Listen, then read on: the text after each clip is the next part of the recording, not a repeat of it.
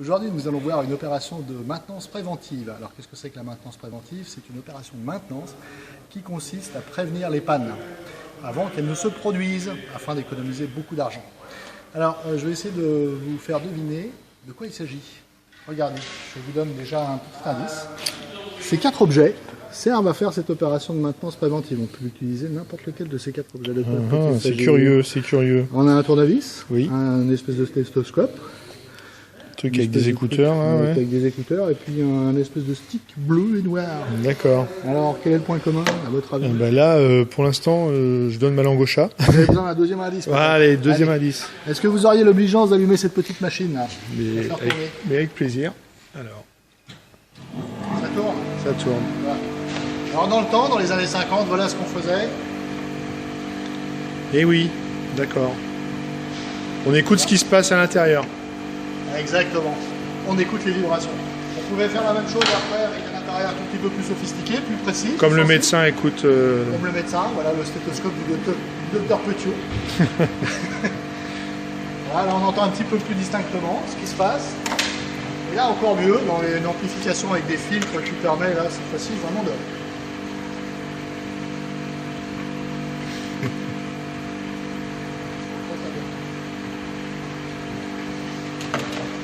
Et avec ça, on peut faire la même chose.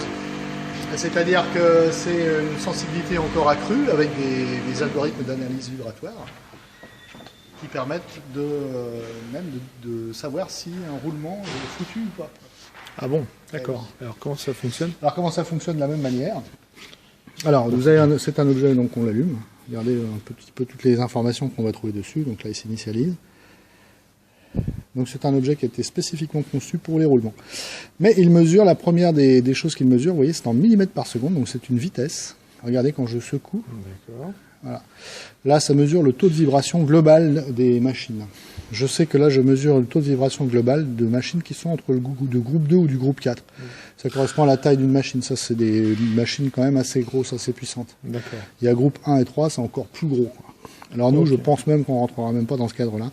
Ici, vous avez donc une unité particulière qui s'appelle GE. Donc ça, c'est plus spécifiquement pour les roulements. Ici, vous voyez qu'on ne détecte rien. Le roulement donc ne vibre absolument pas, quoi. Normal. D'accord. Par contre, ça va filtrer que les vibrations, que les signatures sonores de roulement. Hein. Donc on ne pourra pas rien mesurer d'autre. Et ici, vous avez la température. C'est un petit thermomètre infrarouge qui va permettre de mesurer la température à l'endroit de la mesure. D'accord, c'est pas juste écouter, ça va être en plus... Voilà, donc là on va mesurer 3 paramètres finalement. La vibration globale de la machine, est-ce qu'il y a quelque chose qui est desserré, quelque chose qui est foutu à balourd. Donc une machine qui vieillit, ses vibrations vont augmenter, donc ça va être vérifié périodiquement. D'accord. Tous les mois par exemple.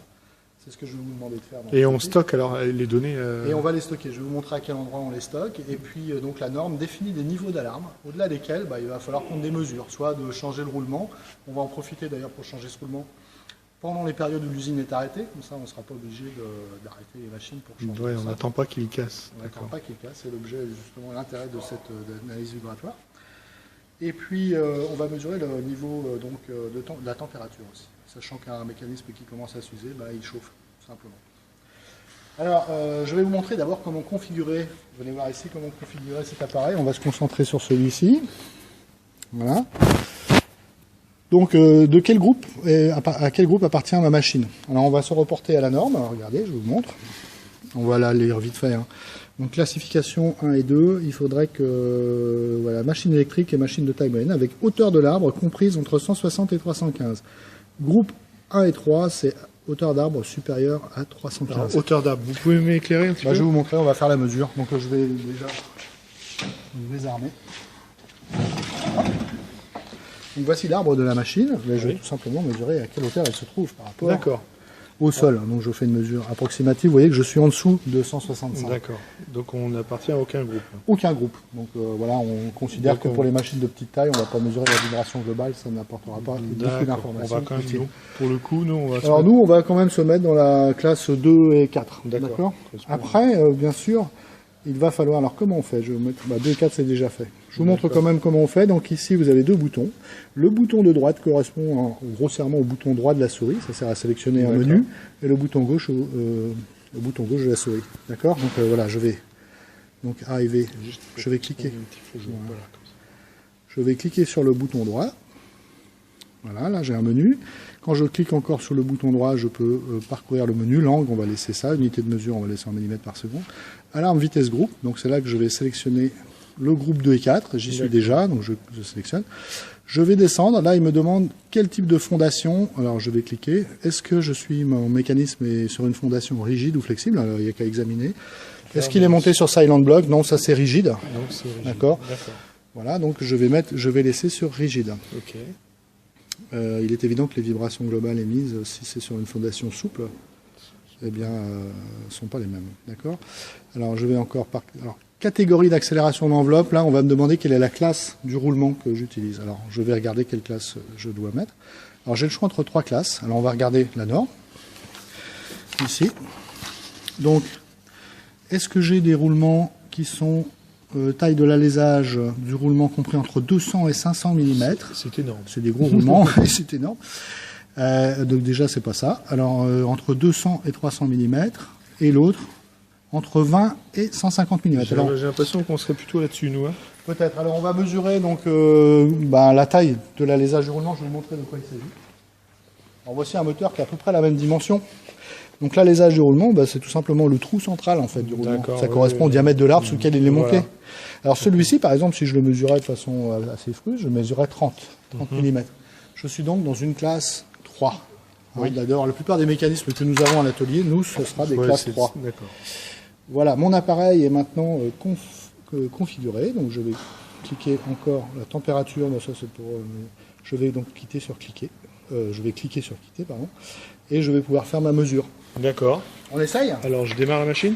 Pas encore. Je vais quand même vous expliquer où est-ce qu'il faut faire les mesures. Donc, ici, vous avez un roulement à cet endroit-là et un autre roulement à cet endroit-là. On va surveiller les deux roulements, bien entendu. Alors, il convient généralement de se mettre sur un endroit où il n'y a pas de peinture parce qu'elle amortit. D'accord. Donc là, l'idéal, ce serait d'enlever un petit peu de peinture. On ne va pas le faire parce qu'on va dégrader notre machine, mais normalement, il faudra même un petit coup de forêt pour faire toujours la mesure au même endroit. Oui, d'accord. Et un petit coup de forêt ici, d'accord? Donc nous, on va pas le faire. Donc perpendiculaire, les deux mesures. On se met bien perpendiculaire, on appuie un petit peu, mais sans trop forcer. Et puis on s'arrange aussi pour que le thermomètre puisse mesurer quelque chose. On va pas le mettre ici, vous voyez, d'accord? On va prendre cette précaution, et puis après, on va regarder et puis on va faire la même chose perpendiculairement. Et le roulement arrière alors? Le roulement arrière de la même manière, on ne va pas se mettre sur le capot parce qu'il est flexible, on va essayer de se mettre sur la vis ici. Ah d'accord. Et on va appuyer pareil, donc il est à peu près à cet endroit-là aussi. D'accord. On aurait pu se mettre ici, mais il faut toujours se mettre au même endroit. Voilà. D'accord. Voilà. Normalement, quel que soit l'opérateur, on doit trouver à peu près les mêmes chiffres. Ok. Donc on va essayer, et puis on va noter tous ces chiffres. On va faire juste une mesure, et puis après on en fera en temps masqué, on en fera les autres mesures. Allez-y.